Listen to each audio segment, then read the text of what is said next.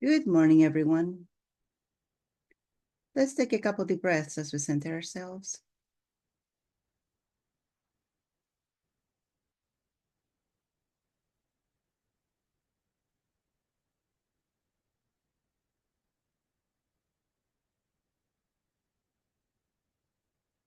Good job.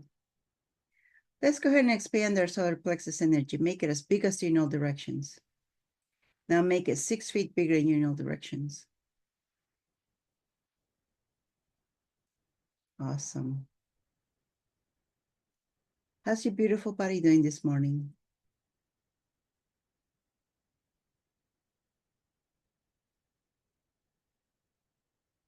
You know, as soon as we get into the bubble, is when I start feeling, it's not pressure, but I start feeling the energies around me more than when I'm without the bubble. It's like we talked about before, the breathing. You don't pay attention to your breath until you focus on the breath. When I go in the bubble, that's when I start focusing on the energies around me. And it feels like you are you're diving in the water and you feel that pressure. How is it like for you when you're in the bubble?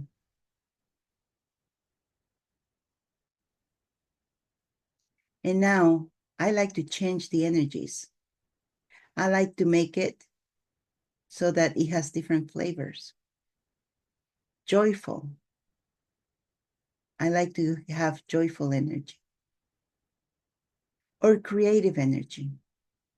If I gotta write something, I'll get myself in the bubble and then I'll get into it and I'd say creative energy and be in it for about 5 to 10 minutes and then start writing. If I gotta do research, which I usually do on Tuesdays, then when I get in the bubble, I say focus energy.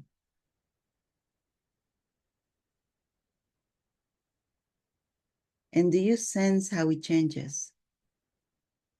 It's very slight. The change is very, very slight, but it is there.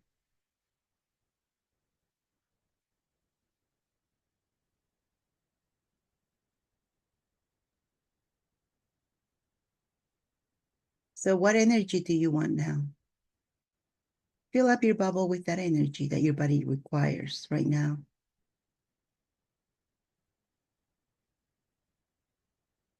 Energies don't just bounce off your body, they go through your body. The molecules, they go through the molecules in your body. As soon as I said that, did you feel yourself becoming like a screen door?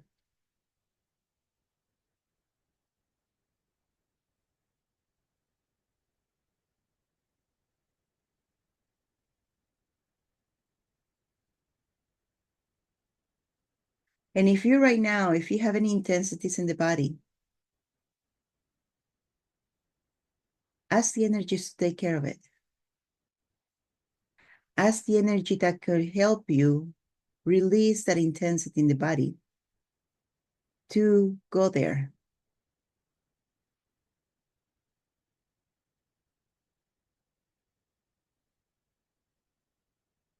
Because we believe we're solid, though we're not. The reality is we're not solid. We're like a mesh screen, like a mosquito screen in the window, but really tiny, tiny. So things can get through, maybe at the nano size, but definitely we're not solid. Nothing is solid.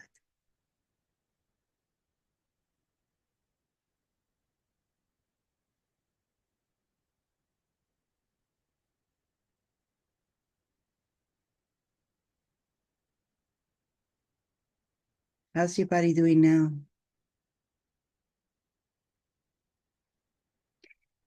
Like we've been talking about this week, changes are happening and they're happening really fast. What changes are you talking about? You might ask. Well, your body might be requiring more water or less water, more sweets or less sweets, more salt or less salt. Might be requiring more vegetables or less vegetables, might be requiring more meat or less meat. If you were a vegetarian, your body might be asking for meat now, especially red meat, and so forth.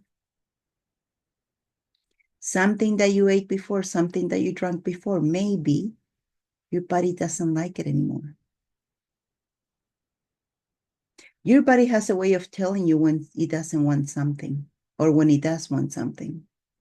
When it doesn't want something, for example, if I'm drinking wine and my body no longer wants wine, the wine that I was drinking that it was so good, now it turns like vinegar in my mouth. It tastes like vinegar.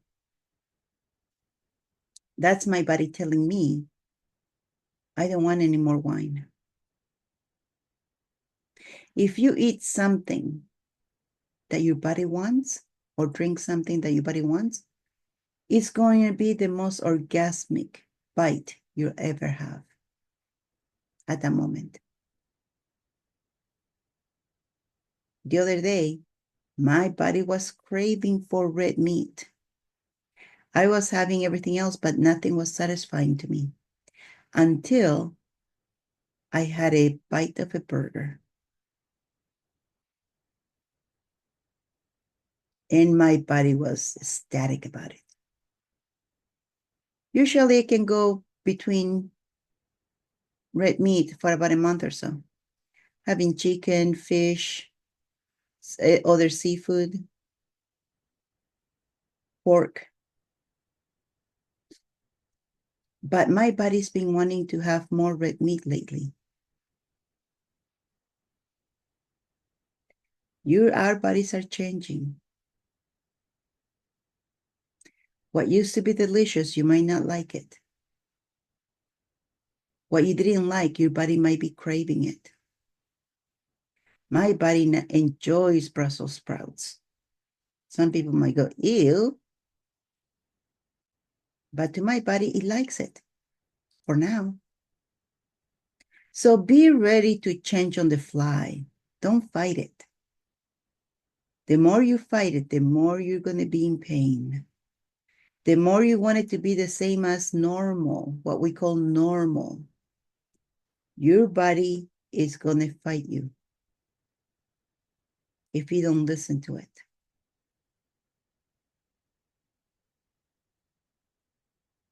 One thing I cannot stand is carrots, cooked carrots. Luckily, my body has not been asking me that yet. But if it ever does, I'm going to have to comply with it, whether I like it or not. It might be the most delicious thing I have that day. Who knows? But be open to change. Ask your body, do you want this? Do the muscle test. Body, do you want this? And you'll be surprised. You'll be very surprised. What you didn't like, what you couldn't stand, might be what your body's asking for.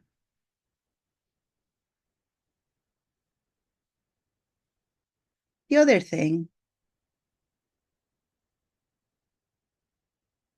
how were your dreams?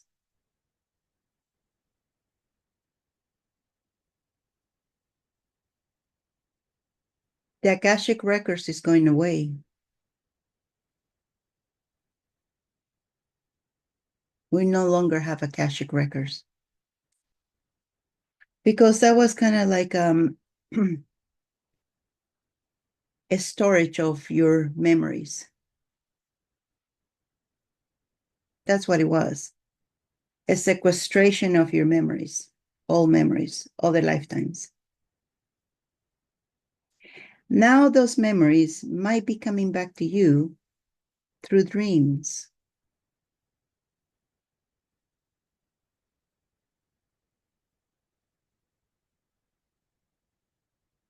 You might be having dreams that don't make sense to you. You might be having dreams that seem very familiar to you.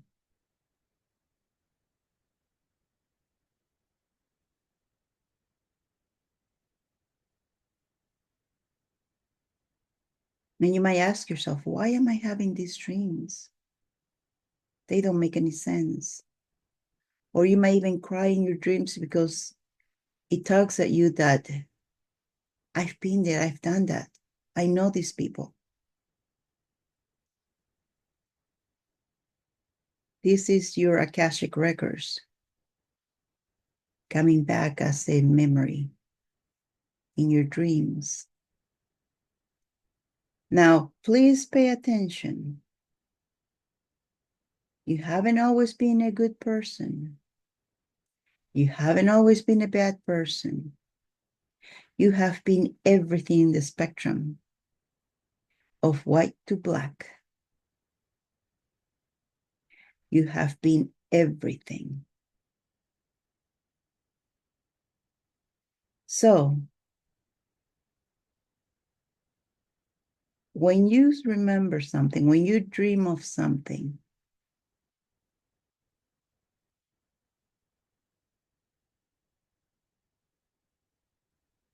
it's like you're a fly on the wall. You're just watching what's going on. You didn't know what you didn't know. Don't go into guilt. Don't go into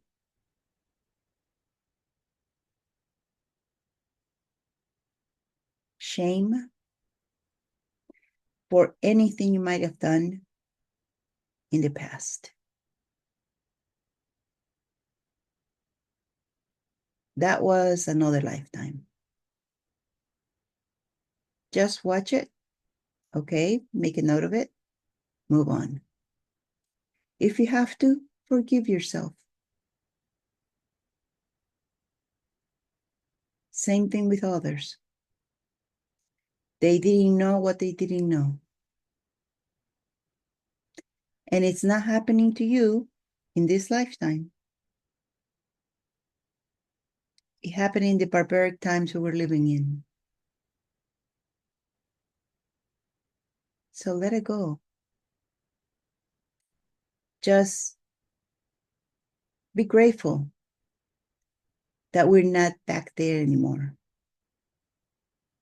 And the one question you want to ask yourself is,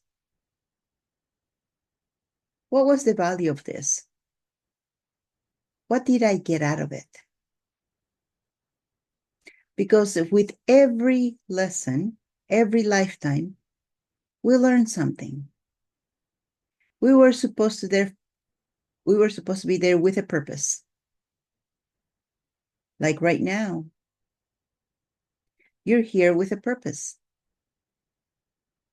What is that purpose for you?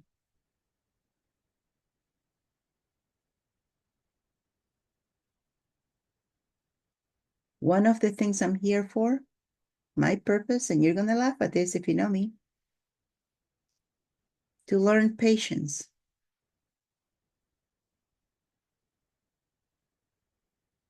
I've gotten better. I'm not going to say I've mastered it because I haven't, but I've gotten better than I used to be. So what about you? What is your life's purpose? You're here to learn something.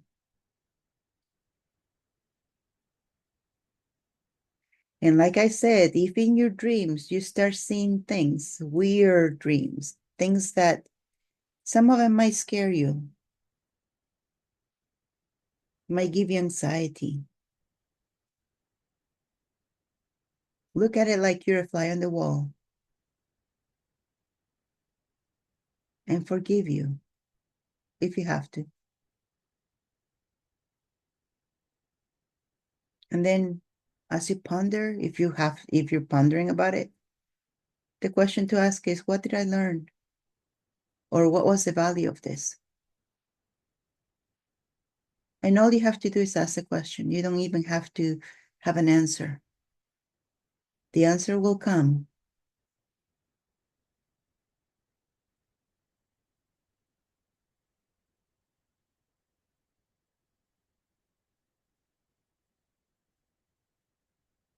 We were stuck here for over 3.5 million years, equivalent to 2,100 lifetimes.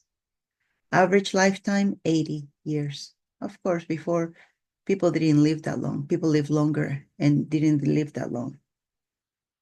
In all those lifetimes, you have done many, many, many, many things, good and bad. You have been everything. You've been a male, you've been a female, you've been in between. Because it was an experience to be had. You were stuck here. You've been good, you've been bad, you've been mediocre, you've been everything.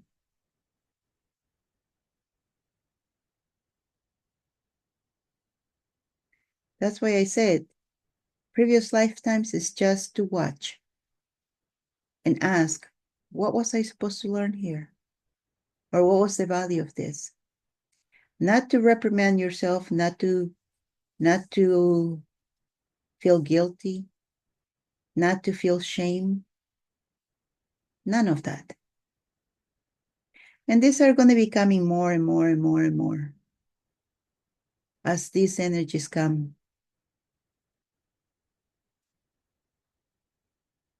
It's going to be mind-boggling.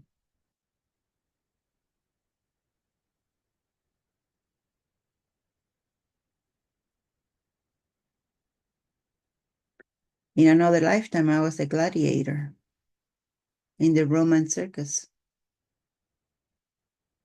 And my dog was also fighting with me in the Roman circus. She let me see this.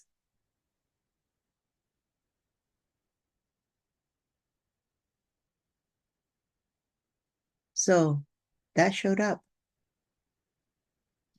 Sometimes you might watch a movie and suddenly you feel like you were there.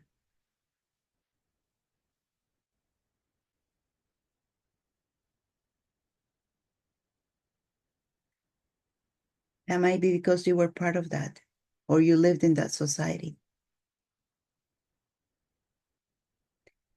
The only thing you got to do is acknowledge. Oh, okay. Oh, okay, that makes sense. What was I supposed to learn there? What was the value of living there? That's all. Don't make it significant. Because everybody wants to be Cleopatra. Everybody wants to be Anthony. Everybody wants to be an emperor, a king. Okay. What else were you? Because you were the spectrum of everything. A lot of times, believe it or not, we were also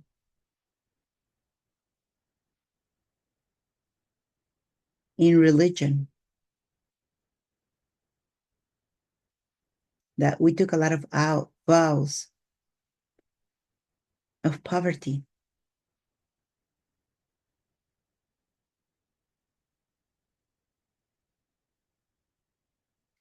So you were everything. Remember, 2,100 lives lived on the planet.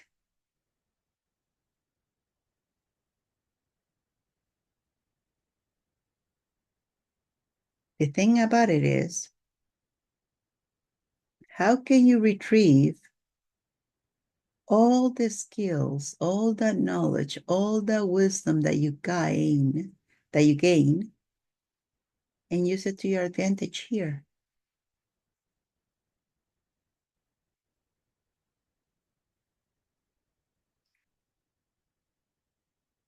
What would it take for that?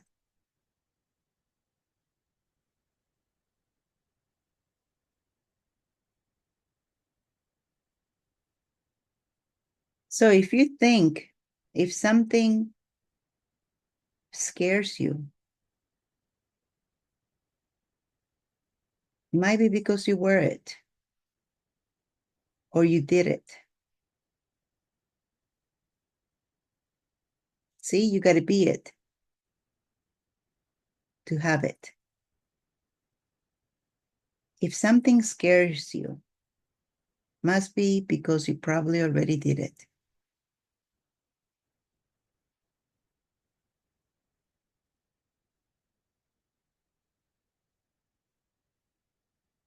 Don't make it significant. That's the only thing. Because you're not that person anymore. You're not the 2100 beings that you were before. Right now, you are you, the one who's here, who's listening to my words. You didn't know better when you did those things. Now you do. So just be a fly on the wall as you watch your dreams. Don't make anything significant. And always stay in the question, what did I learn? How can I have those skills here?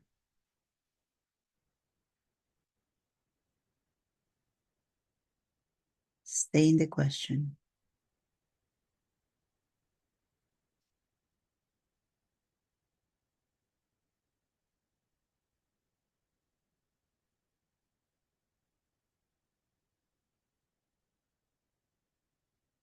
Life is interesting. You might meet people, you might see people in your dreams that you know now, only in different roles.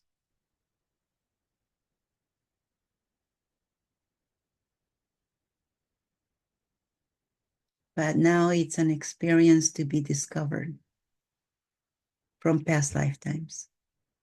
Once again, don't make it significant. Just is. And with that, let's take a couple deep breaths as we come back to the present.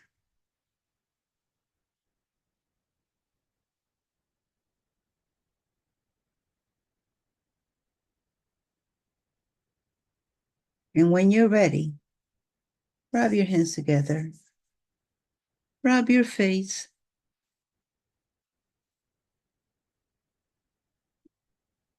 and open your eyes.